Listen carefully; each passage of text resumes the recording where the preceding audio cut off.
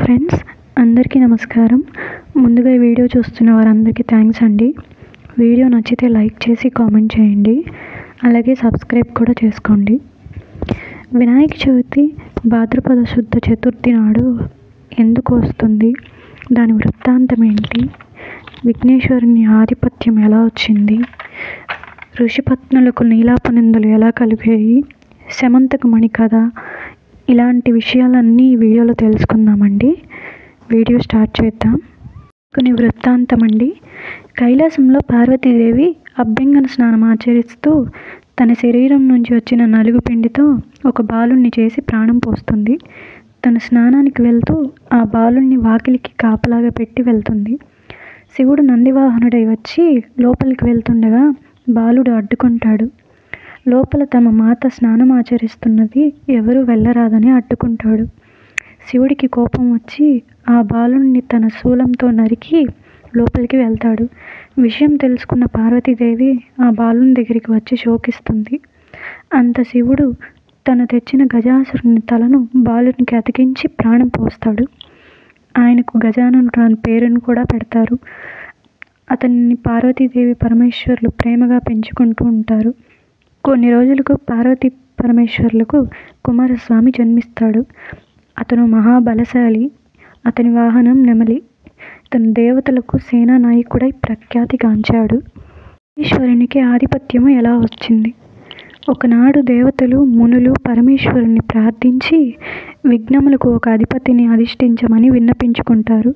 అప్పుడు కుమారస్వామి, గజాననుడు మరుగొజ్జువాడు, అసమర్థుడు కనుక ఆ ఆధిపత్యము తనకి ఇవ్వమని తండ్రిని కోరెను. మీలో ఎవరు ముందుగా పుణ్యనదుల్లో స్నానమాడి నా దగ్గరికి వస్తారో వారికే ఆధిపత్యము దక్కుతుందని పరమేశ్వరుడు చెప్తాడు. అప్పుడు కుమారస్వామి వెంటనే నెమలి వాహనంపై ఎక్కి వాయువేగంతో బయలుదేరి వెళ్తాడు. గజాననుడు మాత్రం పరమేశ్వరునికి నమస్కరించి తన అసమర్థను తెలిసి మీరు ఇలా చేయడం భావ్యం కాదని ప్రార్థించి ఉపాయము చెప్పమని కోరుతాడు. అప్పుడు శివుడు నారాయణ స్తోత్రానికి మించిన దేదియూ లేదని చెప్తాడు. అప్పుడు గజాననుడు ఆ మంత్రాన్ని జపిస్తూ తల్లిదండ్రులకు ప్రదక్షిణములు చేయసాగాను.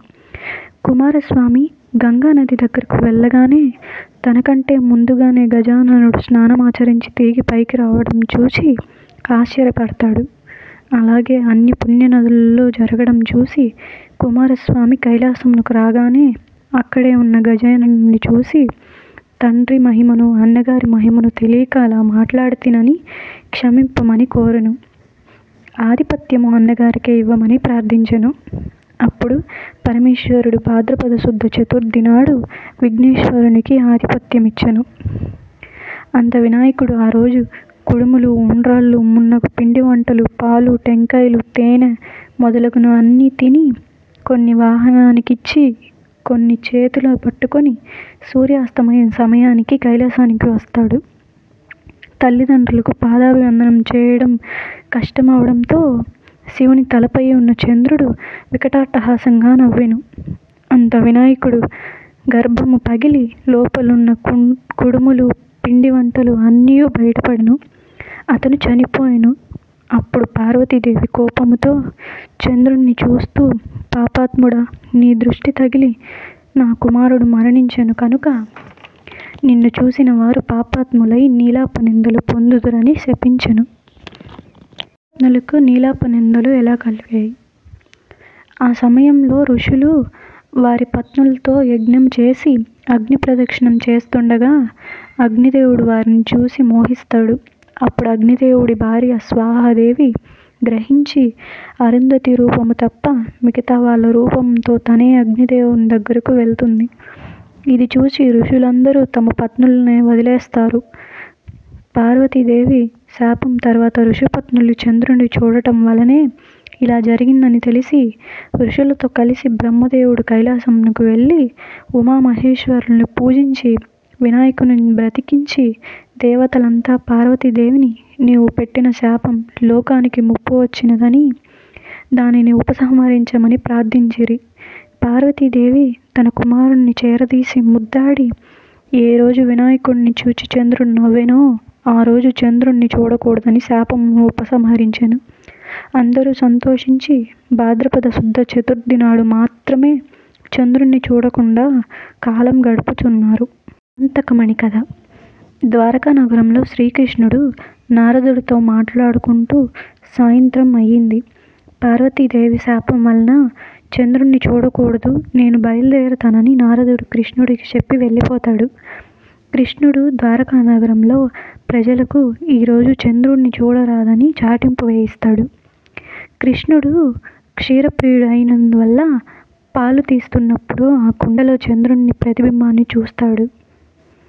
ఇంకా నాకు ఎలాంటి ఆపద వస్తుందో అనుకుంటూ ఉండగా సత్రజిత్తు సూర్యదేవుని వరము వలన పొందిన సమంతక మణిని తీసుకుని కృష్ణుడు దర్శనానికి వస్తాడు.